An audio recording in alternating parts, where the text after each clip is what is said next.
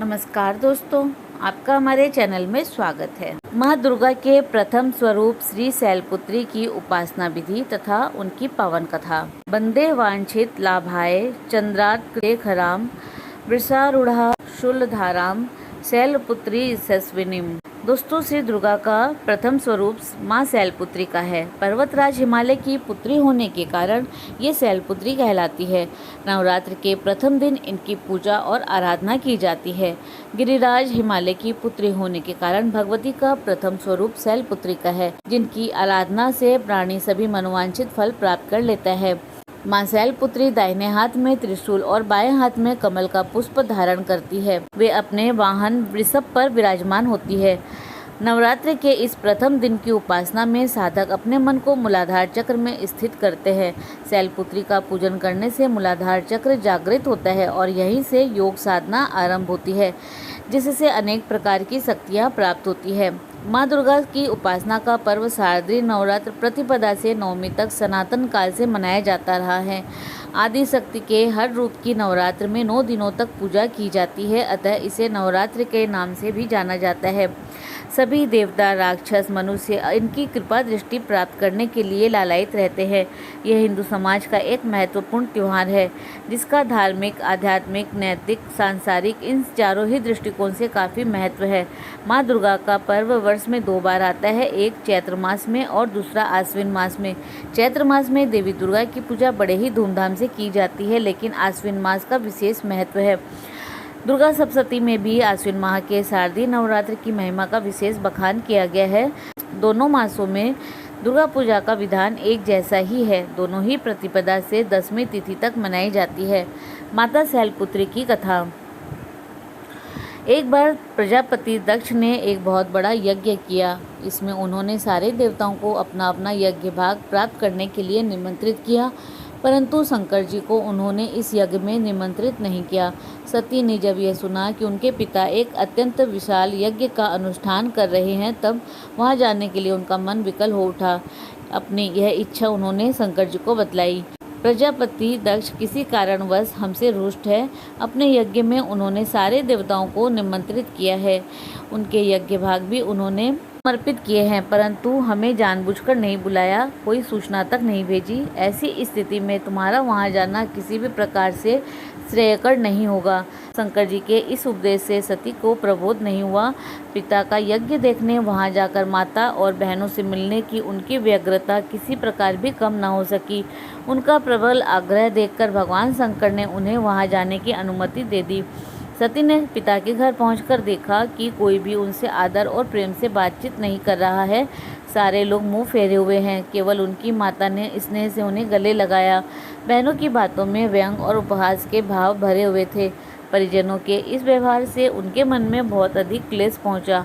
उन्होंने यह भी देखा कि वहां चतुर्दिक भगवान शंकर के प्रति तिरस्कार का भाव भरा हुआ है। दक्ष ने उनके प्रति कुछ अपमानजनक वचन भी कहे। यह सब देखकर सती का हृदय क्षोभ, ग्लानि और क्रोध से संतप्त हो उठा। उन्होंने सोचा, भगवान शंकर जी की बात न मानकर और यहाँ आकर मैंने बहुत बड़ी गलती की है। वे अपने पति भगवान शंकर के इस अपमान को सह न सकी और उन्होंने अपने उस रूप को तत्क्षण वही योग अग्नि द्वारा जलाकर भस्म कर दिया। ब्रजप्रात के समान इस दारुण दुखद घटना को सुनकर शंकर जी ने क्रोधित होकर अपने गणों को भेजकर दक्ष के उस यज्ञ का विध्वंस करा दिया। सती ने योग अग्नि द्वारा अपने शरीर को भस्म कर अगले जन्म में शैलराज हिमालय की पुत्री के रूप में जन्म लिया। इस बार वे शैलपुत्री के नाम से विख्यात हुई। पार्वती, हेमवती भी उन्हीं के नाम है। उपनिषद की एक कथा के अनुसार इन्हीं ने हेमवती स्वरूप से देवताओं का गर्वभंजन किया था। कलश स्थापना विधि। नवरात्र के प्रारंभ आश्विन शुक्ल पक्ष की प्रतिपदा तिथि को कलश स्थापना के साथ होता है। कलश को हिंदू विधानों में मंगल मूर्ति गणेश का स्वरूप माना जाता है, अतः सबसे पहले कलश की स्थापना की जाती है। कलश स्थापना के लिए भूमि को शुद्ध किया जाता है। शुद्धि के लिए गाय के गोबर और गंगाजल से भूमि को लिपा जाता है। शैलपुत्री की पूजा विधि। शारदीय नवरात्र पर कलश स्थापना के साथ ही माँ दुर्गा की पूजा शुरू की जाती है। पहले दिन माँ दुर्गा के पहले स्वरूप शैलपुत्री की पूजा होती है। माँ दुर्गा को मातृ शक्ति यानी कि स्नेह, करुणा और ममता का स्वरूप मानकर हम पूजते हैं।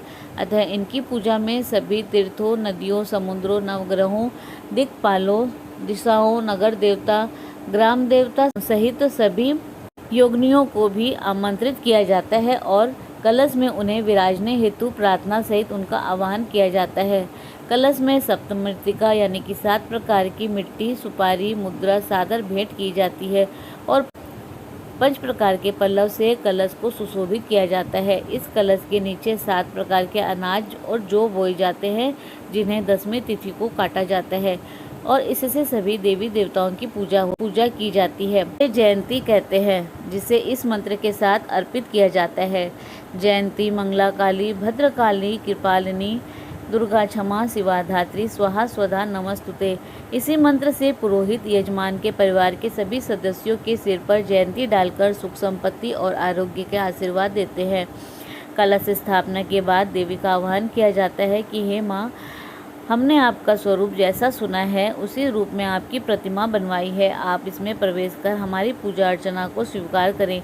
देवी दुर्गा की प्रतिमा पूजा स्थल पर बीच में स्थापित की जाती है और उनके दोनों तरफ यानी कि दाईं ओर देवी महालक्ष्मी, गणेश और विजया नाम की योगिनी की प्रतिमा रहती है और बाईं ओर कार्तिकेय, देवी महासरस्वती और जया नामक योगिनी रहती है तथा भगवान भोलेनाथ की भी पूजा की जाती है। प्रथम पूजन के दिन शैलपुत्री के रूप में भगवती दुर्गा दुर्गति नाशिनी की पूजा फूल, अक्षत, रोली और चंदन से की जाती है। इस दिन इनको घी का भोग लगाया जाता है तथा अनार प्रसाद के रूप में इनको चढ़ाया जाता है। भूमि भवन वाहन की प्राप्ति हेतु नवरात्र के प्रथम दिवस के उपाय। संपूर्ण प्रयासों के बाद भी भूमि, भवन और वाहन की प्राप्ति नहीं हो रही हो तो नवरात्र के पहले दिन यानी कि माँ शैलपुत्री के दिन रात्रि में 8 बजे के बाद चौकी पर लाल कपड़ा बिछाकर दुर्गा जी का यंत्र स्थापित करें। इसके बाद 1 लौंग, 1 गोमती चक्र और 1 साबुत सुपारी, 1 लाल चंदन का टुकड़ा, 1 रक्त गुंजा, इन समस्त सामग्री को एक पानी से भरे लोटे में रखे घी का दीपक जला ले। 3 माला ओम ह्रीम फट मंत्र एक बार फिर सुने, ओम ह्रीम फट। इस मंत्र की 3 माला करें और 1 माला ऐं ह्रीं क्लीं चामुंडाई विच्चे शैलपुत्री देव्ये नमः की जाप करें। प्रत्येक माला के बाद लोटे पर 1 फूंक मारें, फिर उस लोटे के जल को पीपल के वृक्ष में चढ़ा दे। उस लौंग और सुपारी को भी वहीं मिट्टी में दबा दे।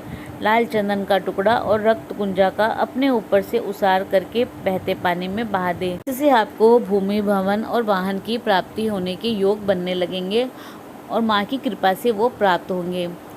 यदि अनावश्यक रूप से कोर्ट कचहरी के मामले में परेशान हो रहे हो तो हर रोज 40 दिन तक 108 मोगरे के पुष्प ह्रीं श्रीं क्रीं शैलपुत्री देव्ये नमः मंत्र का जाप करते हुए माँ को अर्पण करें। प्रारंभ प्रथम नवरात्र के दिन से यह उपाय करना शुभ रहेगा। प्रथम नवरात्र को यह उपाय शुभ मुहूर्त में प्रारंभ करें। पूजन के बाद श्री दुर्गा सप्तशती का पाठ नरवाण मंत्र ओम ऐं ह्रीं क्लीं चामुंडाई विच्चे जितना सामर्थ्य हो सके अवश्य जाप करें। बोलो जय माँ अम्बे की, बोलो माँ शैलपुत्री की जय। तो दोस्तों इसी प्रकार और भी रोचक जानकारी के लिए आप हमारे चैनल को लाइक, शेयर व सब्सक्राइब करें। हमारे चैनल में विजिट करने के लिए धन्यवाद।